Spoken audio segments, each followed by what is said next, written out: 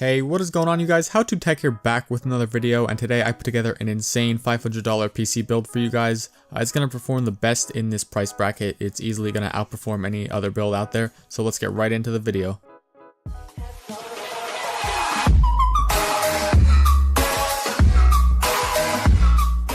So let's jump right into this with the case, and for the case I went with the Corsair Carbide Spec-01, and you may recognize this from one of my other builds, and that's because it is one of my favorite cases. For $50, this is easily the best case in this price bracket. It even outmatches cases that cost $70, and I'll say that because the built-in cable management is very well, the build quality, and the overall design.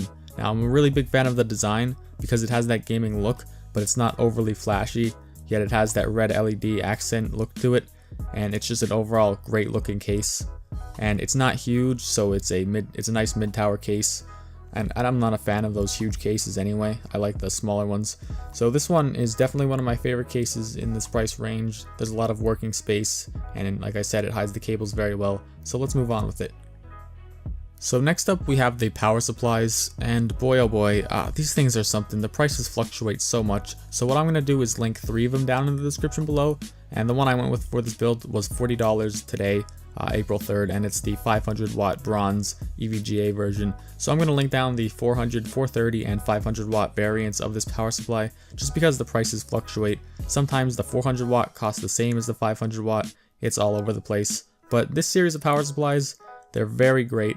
They're lasting me years. I've only used the EVGA ones, to be honest with you. I haven't really used any other brands because these ones are cheap yet high quality, and they come with like 5 or 10 year warranties. For $30 to $50, that's about what these things cost. Like I said, the 500 watt bronze edition that I got was $40, and like I said, they're all 80 plus rated.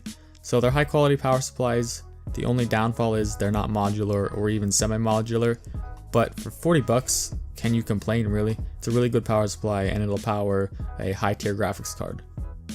And also, before I forget to mention, if you're going to buy any of these parts, please use the links from the description because they're Amazon affiliate links, and I'll get a kickback for it, and that would just be appreciated. But speaking of graphics cards, for the graphics card, we actually went with a 480 over the 1060 for this one, and that was purely because of the price. So we got a 4GB white Asus 480, and I believe it's an overclocked edition for $185, and that's just a great deal. If the 1060 was a little cheaper, I would go with that, but this is personal preference really. But to fit under the $500 budget, we went with the 480 instead, and I'm very happy with it. They're very closely competitive anyway, and they're going to play all the games out today in 60 FPS, 1080p, no problem whatsoever. It's a great graphics card. I'm going to post some benchmarks at the end of this video, showcasing the performance of this build as well. So great graphics card. They last a long time. There's not much else you could say about a graphics card. I do have a complaint though. This particular model is white and really doesn't match the theme of our build, but there's so many models of graphics cards that you can pick a different brand like a Gigabyte or XFX. I just went with this one because it was the cheaper one at the time, but that's open to interpretation and you can pick whatever you want.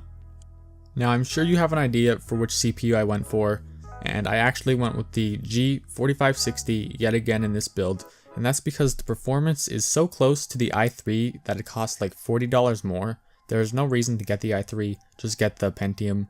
The only issue with this is it's constantly out of stock lately, so I don't think it's in Amazon right now, but I'm leaving the link there just in case. But this CPU is $70 on other websites. B&H comes to mind. They're restocking in like 3 days, and this CPU is just amazing.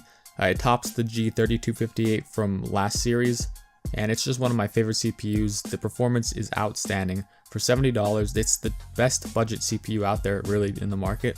There hasn't been any competitor to it. The closest competitor costs like $110. This CPU is just amazing. It is the perfect pair for this graphics card. You could go with an i3 if you want. I wouldn't recommend it. The extra $40 is just not worth it, but that's up to you. So I'm going to go with the G4560 for this one. So now with the motherboard, I just went with the generic old simple motherboard.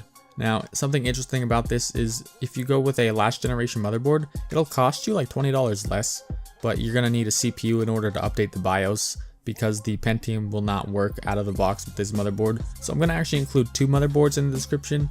The one is around $20 more, but this is just a budget ASRock motherboard, 32 gigs of RAM max, standard stuff. The only thing to note with this one is there's actually no HDMI port, it is only a DVI port, so keep that in mind, but it's not like it really matters since you're going to be using a graphics card as the display adapter anyway, so it doesn't matter if there's not a HDMI port to begin with. So the motherboard situation, like I said, it's interesting how it won't support the Pentium out of the box, so keep that in mind and do not accidentally buy the wrong motherboard.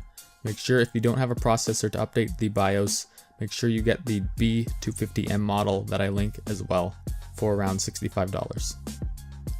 And now let's just get the hard drive out of the way. You've heard the name enough plenty of times. I hear it in my sleep, I say it that many times, but that's the Western Digital Caviar Blue 1TB 7200 RPM hard drive for $45.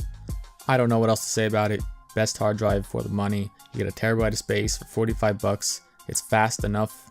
It's not crazy fast because it's a hard drive, but what else can you ask for? A terabyte for $45, that's all I have to say about it. I talk about this hard drive all the time. I use it in pretty much all of my builds, and it's just a really good, well-respected brand of hard drives anyway. I've tried Seagate ones, but the Western Digital ones just seem to be slightly faster, and they seem to last longer from what I've read.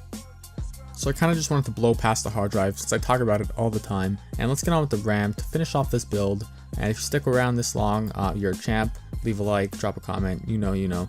So for the RAM, we went with a Vengeance stick, 8GB DDR4, 2400 MHz, and it's the black, or you can get whatever color you want, it don't matter. It's all the same, RAM's all the same, 58 bucks. I still think that the price should go down to 50. I would like that very much, it just seems to make sense, 50 bucks for 8GB, but it's $58, $8 doesn't bother me too much.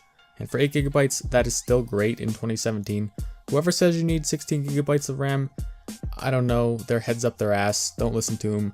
I've played with 8GB, I upgraded to 16 and I noticed 0 performance increase. I think it was 2 FPS actually, and I don't get any stutter or anything in any games. So 16 gigs is unnecessary, especially for a $500 build, that would just take away too much from the rest of it. So 8GB of RAM, like I said, is perfect in 2017. And that about wraps it up for this build, you guys. I was very happy with how this build came out. For the price, it's just an excellent PC, and when those new Ryzen chips come out, it's just going to get even better and better. The market is just amazing right now. Stuff keeps getting cheaper and you're getting more performance for your money.